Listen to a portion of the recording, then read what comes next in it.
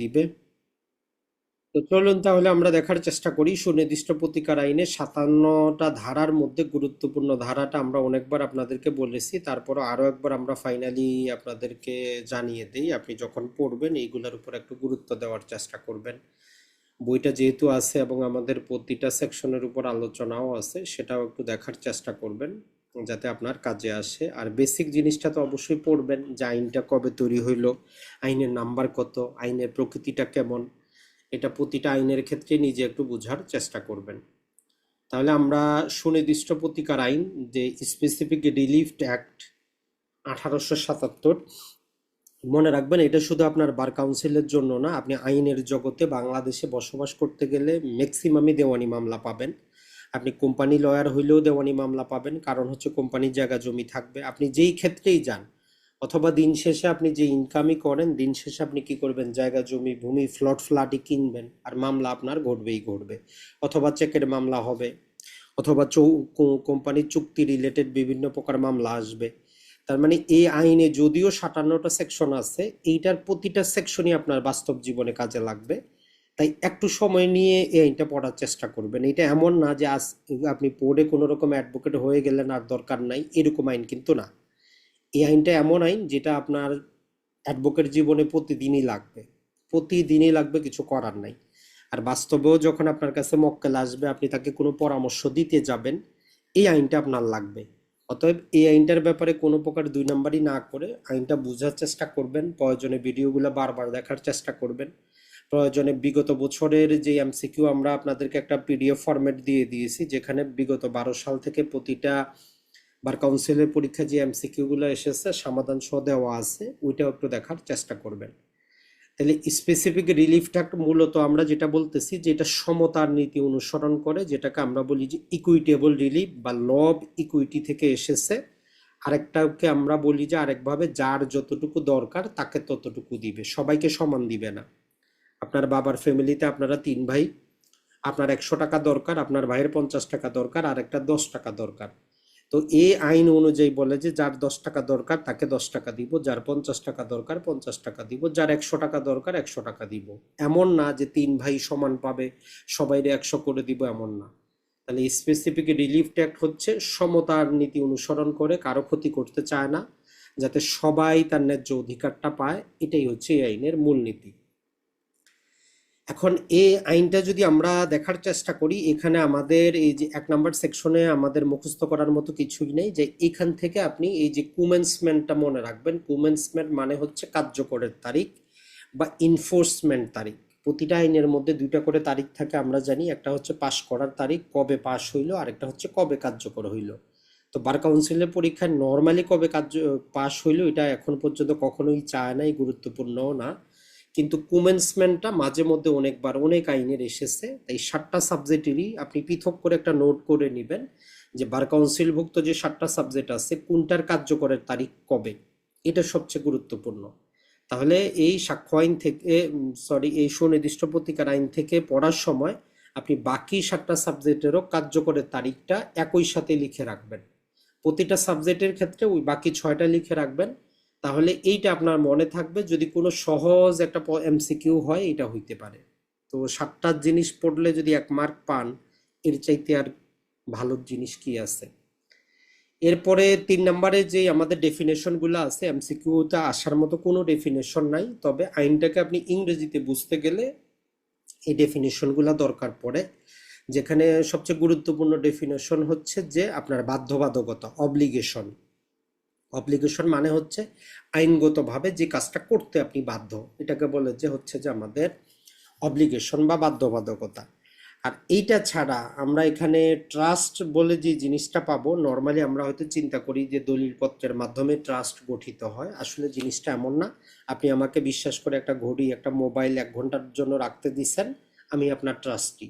আপনি বাসায় যাচ্ছেন, গ্রামের বাসায়, আমার বাসায় যে কোনো একটা জিনিস রেখে গেছেন, ওইটাও আপনি আমাকে, আমার সাথে আপনার যে সম্পর্কটা, এটাকে আমরা বলি যে ট্রাস্টের সম্পর্ক। তো এই হচ্ছে বেসিক কয়েকটা জিনিস। আর এরপরে যেটা হচ্ছে যে 4 নম্বরের সেভিংটা যদি আমরা দেখি, এখানে 3টা জিনিস আছে, চাইলে একটু আপনি পড়তে পারেন, তবে অতটা গুরুত্বপূর্ণ না, আসবেই এমন কোনো কথা না। তারপরেও যেহেতু আপনি সুনির্দিষ্ট প্রতিকার আইন পড়তেছেন, এতটুকু মনে রাখবেন যে সুনির্দিষ্ট প্রতিকার আইনে কোনো প্রতিকার চাইতে গেলে ওইটা একটা চুক্তি হইতে হবে। এখন চুক্তি কাকে বলে? যেমন বিবাহের ক্ষেত্রে আমরা কি জানি, বিবাহের ক্ষেত্রে ইজাব বলে একটা শব্দ আছে, মানে বরপক্ষ কি করে, মেয়েকে অফার করে, মেয়ে সেটা কি করে, কবুল করে। তো এই যে ছেলে পক্ষ অফার করলো, মেয়ে পক্ষ কবুল করলো, তো এটাই হচ্ছে যে আমাদের, এটাকে যদি আইনের ভাষায় আমরা বলি তাইলে তারা কি হইলো, একজনের অফার আরেকজন কবুল করলো, তো এটা হলো একটা প্রমিস হইলো মাত্র। এই প্রমিসের মধ্যে যদি কোনো প্রকার কনসিডারেশন থাকে, টাকা পয়সা থাকে, কোনো কাজ করা না করার যদি কোনো প্রমিস থাকে, এইটা আমাদের হইল একটা এগ্রিমেন্ট। এখন এই এগ্রিমেন্ট হইলেও সুনির্দিষ্ট প্রতিকার আইনে কোনো প্রতিকার নাই, কারণ এই এগ্রিমেন্টটা আইনগতভাবে যদি প্রবলযোগ্য হয় তবেই এটা একটা কন্ট্রাক্ট হবে, নাইলে কিন্তু হবে না। তো এই জন্য 4 নম্বরে বলে, যদি এই যে এগ্রিমেন্টের বিপরীতে আসলে সুনির্দিষ্ট প্রতিকার আইনে কোনো প্রতিকার নাই, এগ্রিমেন্টটা আইনগতভাবে প্রবলযোগ্য হইতে হবে। যেমন ধরেন যে আপনি কাউকে টাকা পয়সা দিয়ে তার সাথে চুক্তি করলেন একজনকে হত্যা করার জন্য, এখন সে হত্যাটা করলো না, তাইলে আপনি আদালতে যাইতে পারবেন? কথা হচ্ছে যে না, কারণ ওই চুক্তিটা আইনগতভাবে প্রবলযোগ্য না, এটা এগ্রিমেন্ট পর্যন্তই থেকে যাবে। এই জন্য 1 নম্বরে সেভিং এ বলতেছে যে কি করা যাবে না, সুনির্দিষ্ট প্রতিকার আইনে স্পেসিফিক পারফরমেন্স চাইতে গেলে কন্ট্রাক্ট হইতে হবে, এগ্রিমেন্ট দ্বারা কোনো কাজ চলবে না। 2 নম্বরে আপনাকে বলে যে ধরেন নাম যে আপনি চুক্তি করছেন, কিন্তু এই চুক্তির পাশাপাশি আপনি অন্য আইনে একটা প্রতিকার পাচ্ছেন। আপনি ধরেন যে এই স্পেসিফিক রিলিফ ট্যাক্টে না আসে, চুক্তি আইনে আপনি ক্ষতিপূরণ নেওয়ার জন্য আপনি এগ্রি করলে করতে পারেন, চুক্তি আইনের কোনো বাধা নাই, মানে কেউ বলতে পারবে না যে আপনি তো সুনির্দিষ্ট প্রতিকার আইনে স্পেসিফিক পারফরমেন্স করতে পারতেন, তো সেটা না করে আপনি কেন ক্ষতিপূরণ নিচ্ছেন। তো এই আইনে বলতেছে যদি আপনি নিতে চান আপনি সেখানে নেন, এই আইনের কোনো বাধা নাই। আর সর্বশেষ 3 নাম্বারটাতে বলে যে আমরা যে দলিলগুলো নিবন্ধন করি, এই যে রেজিস্ট্রেশন আইন 1908 উপর সুনির্দিষ্ট প্রতিকার আইনের কোনো প্রতিকার নাই, মানে হচ্ছে এই আইনের অধীনে কোনো প্রকার আদেশ দেওয়া যাবে না। নিবন্ধন আইনের অধীনে যত প্রকার দলিল দস্তাবেজ নিবন্ধন হবে কি না হবে এইরকম কোনো প্রকার, যেমন ধরেন যে বাস্তব আপনারে মাঠে যখন আপনি কাজ করবেন, অনেক আইসা বলবে যে স্যার আদালত থেকে একটা পারমিশন নেন, একটা আদেশ নেন যাতে দলিলটা না করা হয়, যাতে জমিটা বিক্রি করা না হয়, যাতে এটাকে ইনজাংশন দেওয়া হয়, এইরকম আদালত দিতে পারবে না, কারণ 4 নম্বরে বাধা। মানে নিবন্ধন আইনের উপর এই সুনির্দিষ্ট প্রতিকার আইনের কোনো প্রভাব নাই, কোনো আদালতে এই আদেশ দিতে পারবে না যে একটা দলিল নিবন্ধিত হবে কি হবে না, এরকম কোনো ক্ষমতা নাই, কারণ এই 4 নম্বরে সেটা বাদ দিয়ে দিছে। এখন এই 5 নাম্বারটা আমাদের জন্য সবার জন্য গুরুত্বপূর্ণ, যে সুনির্দিষ্ট প্রতিকার আইনে আসলে আমরা যে এই যে ইকুইটেবল রিলিফ, ইকুইটি থেকে এসেছে, সমতার নীতি, কারো ক্ষতি হবে না, দিবে কিভাবে। এই 5 নাম্বারটার সাথে আপনি টোটাল আইনের সেকশনগুলো আমরা ওই গত ক্লাসেও দেখেছি, একত্রিত করে নিতে পারেন। 1 নম্বরে তারা যেটা বলে যে আদালত কি করবে, একটা সম্পত্তির দখল গ্রহণ করবে, করে যিনি প্রকৃত দাবিদার তাকে দিবে। তার মানে 8 থেকে 11 ধারা আমরা কি জানি, সম্পত্তির দখল উদ্ধার। 2 নম্বর প্রতিকারটা হচ্ছে যে যেটা করার ব্যাপারে আপনার বাধ্যবাধকতা আছে, অব্লিগেশন আছে, কোনটা চুক্তি প্রবল, তার মানে 12 থেকে 30 পর্যন্ত হচ্ছে 2 নম্বর প্রতিকারটা। এটা আপনার একটা বাধ্যবাধকতা আছে এই কাজটা করার, আপনি করতেছেন না, তো আদালত বাধ্য করবে।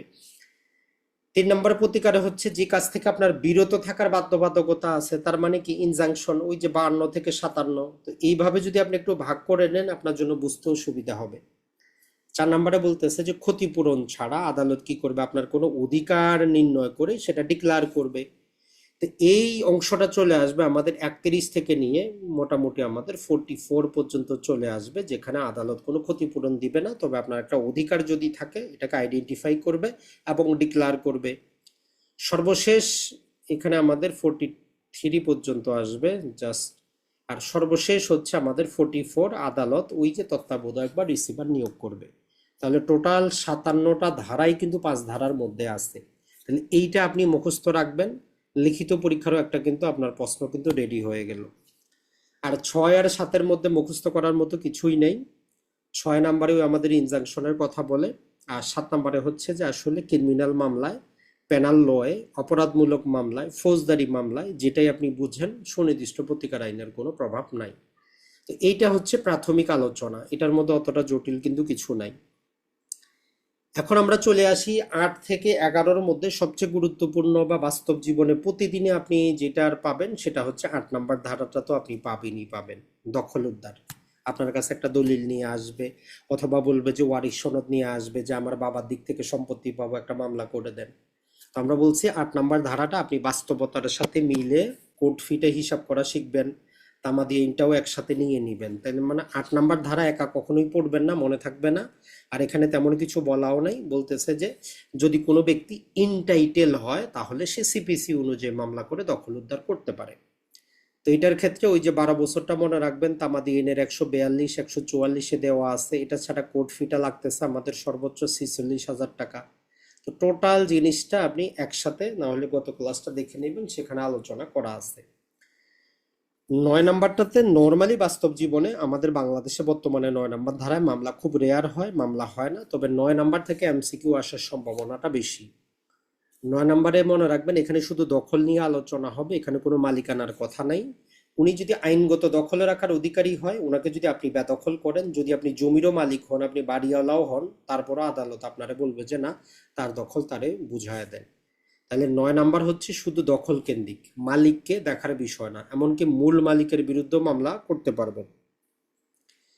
আর এখানে সরকারের বিরুদ্ধে মামলা করা যাবে না। আর এই ধারা থেকে যেটা আসে, এর ডিক্রির বিরুদ্ধে আপিল করা যাবে না, এর ডিক্রির বিরুদ্ধে কি করা যাবে না, আমাদের রিভিউ করা যাবে না। প্রতিকার আমাদের কি পাবো, আমরা রিভিশন দায়ের করব সরাসরি হাইকোর্টে। তো এই কয়টা লাইন শুধু অ্যাড করে নেবেন। 10 আর 11, 10 নম্বরটা নর্মালি আসে না, মুভেবল প্রপার্টি হইলে 10 ধারায় মামলা করি। 11-র মধ্যে আপনি ওই যে 4টা কারণ আছে, ওই 4টা কারণ অবশ্যই একটু মুখস্থ করে নেবেন। আর ওই 4টা যখন পড়বেন, 12 ধারার 4টা কারণ প্লাস ওই যে 54-এর 5টা কারণ, ওই মোটামুটি এগুলো একই রকম। তাহলে 11, 12, 54 তিনোটা পাশাপাশি রেখে আপনি একসাথে লিখবেন একই কাগজের একটা টেবিলের মধ্যে।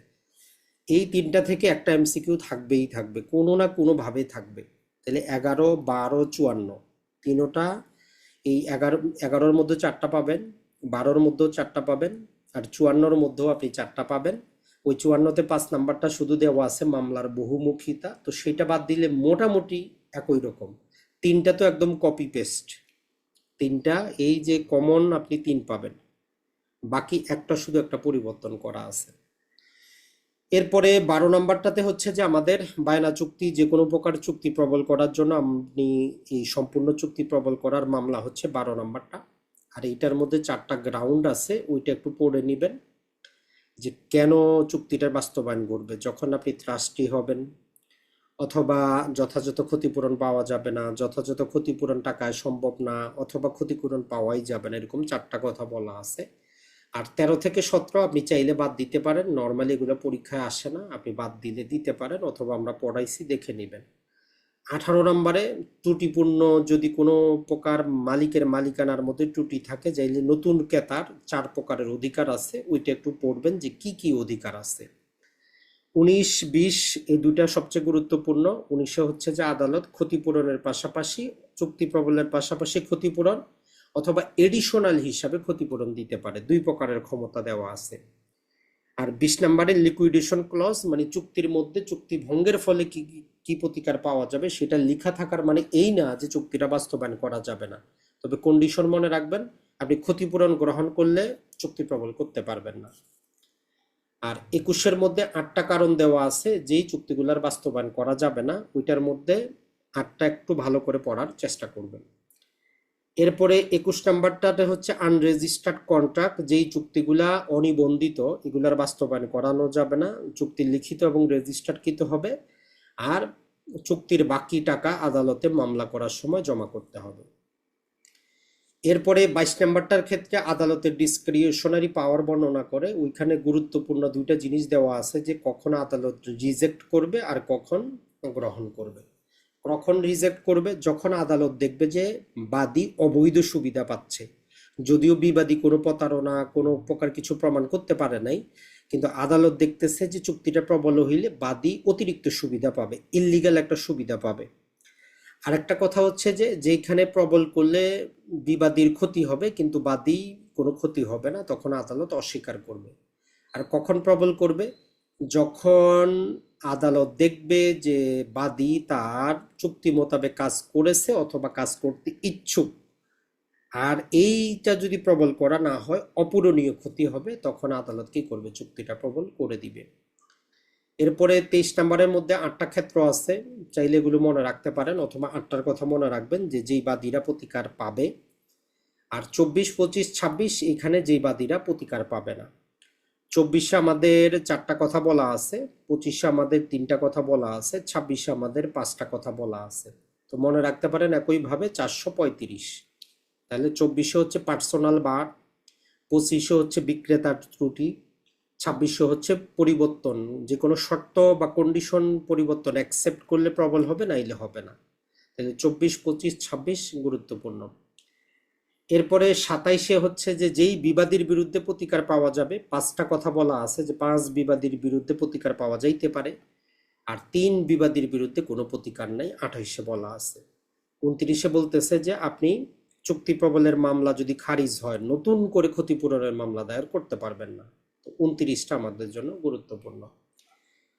এরপরে এই যে রেকটিফিকেশন অফ ইনস্ট্রুমেন্ট, এটাতে আমরা একটু আগেও যেটা আপনাদেরকে একটু বুঝাইলাম, এটা হচ্ছে যে যে কোনো প্রকার ইনস্ট্রুমেন্ট, সেটা দলিল হইতে পারে, চুক্তি হইতে পারে, চেক হইতে পারে, অন্য যে কোনো প্রকার ডকুমেন্ট হইতে পারে যেটার মধ্যে সংশোধনী প্রয়োজন। তো 31 ধারা আপনাকে ওই ক্ষমতাটা দেয় যে আপনি রেকটিফিকেশনের আবেদন করতে পারেন। আবেদন করলে কিছু জিনিস মাথায় রাখতে হবে, যে আদালতে হয় আপনি প্রমাণ করবেন আপনার সাথে ফ্রড বা প্রতারণা হয়েছে, অথবা আপনি দেখাইবেন উভয় পক্ষের ভুল হয়েছে, মিউচুয়াল মিস্টেক। এক পক্ষের ভুল, কোনো প্রতিকার নাই, উভয় পক্ষের ভুল, অথবা হচ্ছে যে প্রতারণা। আর এর কারণে ওই চুক্তি দ্বারা আপনারা যেই উদ্দেশ্য করছেন ওই উদ্দেশ্য প্রতিফলিত হচ্ছে না। আর আদালত দেখবে যে এটা আমি সংশোধন করলে যদি তৃতীয় পক্ষ টাকার বিনিময়ে সরল বিশ্বাসে ওই চুক্তির বিপরীতে কোনো অধিকার অর্জন করে, তার কোনো ক্ষতি করা যাবে না। তাহলে সরল বিশ্বাসে টাকার বিনিময়ে তৃতীয় পক্ষ কোনো অধিকার আসলে ওই অধিকারটাকে কি করা যাবে না, ক্ষতি করা যাবে না। এই দৃষ্টিভঙ্গি রেখে আদালত সংশোধনের আদেশ দিবেন।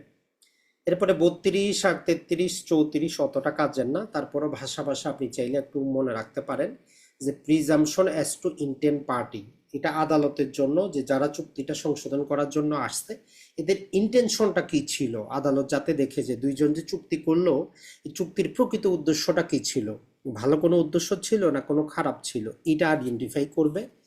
এরপরে প্রিন্সিপাল অফ রেকটিফিকেশন, যে সংশোধনের মূল নীতির ক্ষেত্রে আদালতকে একটা ক্ষমতা দেওয়া হয়েছে যে চুক্তির মধ্যে যে শব্দ চয়ন আছে এই শব্দ চয়নের বাইরে গিয়ে এই চুক্তির পিছনের ইতিহাসটা কি, কাহিনীটা কি, তারা কি করতে চাইছিল, আর কি কি আছে, সব ব্যাপারে উনি জানতে চাইতে পারেন। যাবতীয় কিছু বিবেচনা নিয়ে উনি কি করতে পারবেন, সংশোধনের আদেশ দিবেন। আর 34 বলতেছে চুক্তি যদি সংশোধন হয়, ওই সংশোধিত চুক্তিটা যদি ওই সংশোধন মোতাবেক বাস্তবায়নের দরকার পড়ে, পৃথক কোনো মামলা করতে হবে না। বাদী যদি আবেদন করে এই 34-এর অধীনে একই মামলায় স্পেসিফিক পারফরমেন্সেরও আদেশ দিয়ে দিতে পারবেন। তাইলে এই 31 থেকে 34 আমাদের জন্য গুরুত্বপূর্ণ। আর এগুলো আমরা 3 বছরের মধ্যে মামলা করতে হবে। একটা হচ্ছে যে আমাদের 96-তে বলে যদি ভুল হয়, 95-তে হচ্ছে যদি প্রতারণা হয়। সর্বাবস্থায় কোর্ট ফি দিতে হবে, ওই যে আমাদের 2.5% হিসাবে, প্লাস ওই যে 15% যুক্ত হবে যে এই 2%-এর উপর, যেটা আমরা দখল উদ্ধার মামলার যে কোর্ট ফি সেম একই প্রকার কোর্ট ফি। মামলা কোন আদালতে করবেন, দখল উদ্ধার মামলা যেই আদালতে করতেন ওই যে 15, 25-এর উপরে সেম একই প্রকার একই আদালতে মামলা দায়ের হবে। এরপরে রেসিশন অফ কন্ট্রাক্ট মানে চুক্তি বাতিল, চুক্তি রদ। তো এটার ক্ষেত্রে 35-এ 3টা গ্রাউন্ড দেওয়া আছে, সময় করে ওই 3টা গ্রাউন্ড একটু পড়ার চেষ্টা করবেন। 1 নাম্বার হচ্ছে চুক্তিটা বাতিলযোগ্য অথবা চুক্তিটা অবসায়নযোগ্য হইতে হবে। অবসায়নযোগ্য মানে ওই চুক্তির মধ্যে একটা ক্লজ থাকতে পারে, তো এটা হচ্ছে টার্মিনেবল বা অবসায়নযোগ্য। আরেকটা যেটা দেওয়া আছে যে যেখানে আসলে বাদীর চাইতে বিবাদীরই দোষ বেশি, আরেকটা হচ্ছে যে যেখানে আদালত স্পেসিফিক পারফরমেন্সের আদেশ দিছে কিন্তু বাদী কি করে নাই, টাকা জমা করে নাই, তখন রেসিশন করে দিবে। আর 36 বলতেছে যে আপনার ভুলের কারণে কোনো চুক্তি বাতিল হবে না, এক পক্ষের ভুলের কারণে কোনো চুক্তি বাতিল হয় না। আর 37 বলে যে আমরা যে এই যে 12 থেকে 30-এ যে চুক্তি প্রবলের মামলাগুলো পড়লাম, এই স্পেসিফিক পারফরমেন্সের মামলার ক্ষেত্রে আমরা এইটাও দিতে পারবো যে আদালত যদি সুনির্দিষ্টভাবে কার্যকর করতে না পারে তাইলে 37-এর অধীনে চুক্তিটা বাতিল করে দেয়। তাইলে আমরা যখন মুসাবিদা শিখব ওই মুসাবিদার মধ্যে একটা জিনিস হচ্ছে যে আপনি কি চান, প্রেয়ার অপশন থাকে যে চুক্তিটা বাস্তবায়ন হোক, কোর্ট ফিটা আপনার অনুকূলে আসুক, যত প্রকার ক্ষতিপূরণ পাওয়া যায় যাক। আরেকটা আপনি এই যে 37 ধারাটা অ্যাড করে দিবেন যে যদি আদালত সুনির্দিষ্ট কার্যকর করতে না পারে তাহলে চুক্তিটা চিরতরে বাতিল করে দেবে। সর্বশেষ এই 38টা বলে যে চুক্তি বাতিলের ফলে যদি কোনো পক্ষের ক্ষতি হয় আদালত কি করতে পারে, কম্পনসেশনের আদেশ দিতে পারে। মানে যিনি মামলা জিতবেন উনাকেই বলবে যে যিনি মামলা হেরে গেছেন তাকে কিছু টাকা পয়সা দেন, এই আদেশ আদালত দিতে পারে। এরপরে চলে আসি আমরা ক্যান্সেলেশন অফ ইনস্ট্রুমেন্ট। এখানে আমাদের 39 ধারায় হচ্ছে টোটাল চুক্তিটা বাতিল। আপনার নামে একটা জাল দলিল হয়েছে অথবা অলরেডি জাল দলিল করা আছে যেটা আপনার অপূরণীয় ক্ষতি হবে। তাহলে এখানে দুইটা কন্ডিশন, একটা হচ্ছে যে দলিলটা প্রথম দিন থেকেই বাতিল, যেমন আপনি নাবালকের সাথে চুক্তি করলেন, পাগলের সাথে চুক্তি করলেন, দেউলিয়া ব্যক্তির সাথে চুক্তি করলেন, যেটা চুক্তি আইনের কোনো কন্ডিশনকে ফুলফিল করে না, তো এটা প্রথম দিন থেকে একটা বাতিল দলিল। অথবা আপনি কাউকে কি করলেন, ভয় দেখাইলেন, প্রতারণা করলেন, আনডিউ ইনফ্লুয়েন্স করলেন, কোহেশন করলেন, তো এইরকম চুক্তিগুলা, এই দলিলগুলা হচ্ছে বাতিলযোগ্য। তার এই বাতিল যোগ্যতাটা কেউ যদি মামলা করে তখনই বাতিল হবে, নাইলে কিন্তু এটা মানে বৈধ হিসাবে থেকে যাবে। তাহলে এই 39 দ্বারায় দুইটা কন্ডিশন আছে, যেটা প্রথম দিন থেকেই বাতিল অথবা যেটা বাতিলযোগ্য। আর এইরকম থাকলে বাদীর অপূরণীয় ক্ষতি হবে, এটা আদালতে প্রমাণ করতে হবে। তখন আদালত ওই ইনস্ট্রুমেন্টটা কি করবে, ক্যান্সেলের আদেশ দিবে এবং নিবন্ধিত হইলে সাব রেজিস্ট্রেশন অফিসে আদেশের এক কপি পাঠিয়ে দিবে। আর 40-এ হচ্ছে পার্শিয়ালি সিজ করা। ওই যেমন আমরা বললাম ভাই বোনের সম্পত্তি, যদি বোনের অংশ ভাই বিক্রি করে বোন তখন সম্পূর্ণ দলিল বাতিল চাবে না, বোনের অংশটুকু বাতিল চাবে, আংশিক বাতিলের মামলা করবে। আর যদি কোনো দলিল বাতিলে কোনো তৃতীয় পক্ষের ক্ষতি হয়, আদালত যিনি ডিক্রি লাভ করবেন তাকে বলবেন যে অপর পক্ষকে আপনি কম্পনসেট করেন, কিছু টাকা পয়সা দেন। আর এগুলো আসবে আমাদের 91 থেকে 93, আমাদের আইনের অনুচ্ছেদ, সময় হচ্ছে 3 বছর। একই প্রকার কোর্ট ফি, ওই যে 2%, 2%-এর উপর আমাদের 15%, ম্যাক্সিমাম 46,000। ডিক্লারেটরি ডিক্রির ক্ষেত্রে আমরা বলেছি যেখানে দুইটা সেকশন আছে। 42 নম্বরে আপনার লিগ্যাল ক্যারেক্টার, যাকে আমরা আইনগত চরিত্র বলতেছি, যেমন আপনি ছাত্র, আপনি শিক্ষক, আপনি ম্যানেজার, আপনি মসজিদের ইমাম, অন্য কেউ অস্বীকার করতেছে, তো আপনি এটা ডিক্লারেশন চাইতে পারেন। আরেকটা হচ্ছে আপনার সম্পত্তির উপর কোনো অধিকার আছে, কেউ অস্বীকার করতেছে অথবা অস্বীকার করার আগ্রহ প্রকাশ করছে, এইটা একটু মনে রাখবেন। 42 ধারায় দুই কারণে ঘোষণা পাওয়া যায়, কেউ অস্বীকার অলরেডি করে ফেলছে অথবা আপনি আপনার মধ্যে রিজনেবল ডাউট হয়েছে যে উনি অস্বীকার করবেন। দুইটা জিনিস এমসিকিউতে কিন্তু আপনার থাকতে পারে। তাইলে 42 ধারায় অলরেডি অস্বীকার করছে অথবা করার তার একটা সম্ভাবনা তৈরি হয়েছে, আপনি ঘোষণা চাইতে পারেন। তবে এখানে সীমাবদ্ধতা হচ্ছে যদি সাবসিকুয়েন্ট কোনো রিলিফের দরকার পড়ে, মানে শুধু ঘোষণা যেখানে কাজ করবে না, যেখানে আপনার আরো আইনগত পদক্ষেপ দরকার, যেমন জমি আপনার দখলে নাই, 42 ধারায় ঘোষণা চাইলে হবে না, আপনাকে 8 ধারায় দখল উদ্ধারের মামলা করতে হবে। আর এই ঘোষণাটা যারা মামলার বাদী বিবাদী থাকবে এবং তাদের থেকে যারা আসবে এদের উপরই কার্যকর, পাবলিক অ্যাট লার্জের জন্য এই ঘোষণার কোনো আইনগত দাম থাকবে না। আর 44-এ আমরা সবাই কি জানি যে আমাদের রিসিভার নিয়োগটা হচ্ছে ডিসক্রিশনারি ক্ষমতা, যেটা সিপিসি দ্বারা পরিচালিত হয়। এরপরে আমরা ইনজাংশন রিলেটেড, যেটা আমরা জানি 52 ধারা আমাদেরকে বলে যে প্রিভেন্টিভ রিলিফ কিভাবে দেওয়া হয়, এক শব্দে অ্যান্সার হচ্ছে ইনজাংশনের মাধ্যমে। ইনজাংশন কত প্রকার? ইনজাংশন দুই প্রকার, temporary injunction, perpetual injunction. Temporary related কোনো কথাবার্তা বলা নাই, জাস্ট ডেফিনেশন দেওয়া আছে যে পরবর্তী আদেশ পর্যন্ত অথবা মামলা চলাকালীন পর্যন্ত। আর পারপেচুয়াল বলা হচ্ছে যে সম্পূর্ণরূপে মামলা বিবেচনা করার পরে ফাইনালি ডিক্রির পরে আসবে এটা। এখন এই 54 থেকে আমাদেরকে বলে যে 5টা অবস্থায় আছে যেখানে আদালত পারপেচুয়াল ইনজাংশন মঞ্জুর করবে। আর 55-তে বলে যে পারপেচুয়াল ইনজাংশন মঞ্জুর করে এক্সিকিউশন করার ক্ষেত্রে দেখা যাবে যে অনেক ক্ষেত্রে আদালত ওই বিবাদীকে, জাজমেন্ট ডেটারকে কিছু কাজ করতে বাধ্য করতে পারে, তো এই জন্য নামটা হচ্ছে ম্যান্ডাটরি। আর এই যে বাধ্য করবে, একটা আদেশ দিবে, তো এই জন্য 55-এর অপর নাম হচ্ছে আদেশ সূচক নিষেধাজ্ঞা। আর 56-এ বলে যে 11টা অবস্থা আছে, ওই 11টা অবস্থার কারণে আদালত পারপেচুয়াল ইনজাংশন নামঞ্জুর করতে পারে। আর 57-এ বলে যে আদালত কি করতে পারে, যদি হ্যাঁ সূচক কাজ করাইতে না পারে তাহলে না সূচক কাজ করানোর জন্য বাধ্য করতে পারবে। তাহলে আপনার দায়িত্ব হচ্ছে এই যে আমরা প্রকারগুলা বললাম, প্রথমে প্রকারগুলা মাথার মধ্যে নিবেন, যখন দেখবেন যে আপনার টোটাল 57টা সেকশনের যাবতীয় কিছু মনে আসতেছে, তখন ওই ভিতরে গিয়ে একটা একটা করে ছোট ছোট করে মুখস্থ করার চেষ্টা করবেন। আশা করি যে এটা যদি আপনি একটু ভালো করে পড়েন, তাইলে মোটামুটি 10-এর মধ্যে 8 থেকে 9 পাওয়া খুবই সহজ, অতটা জটিল কিন্তু কিছু না।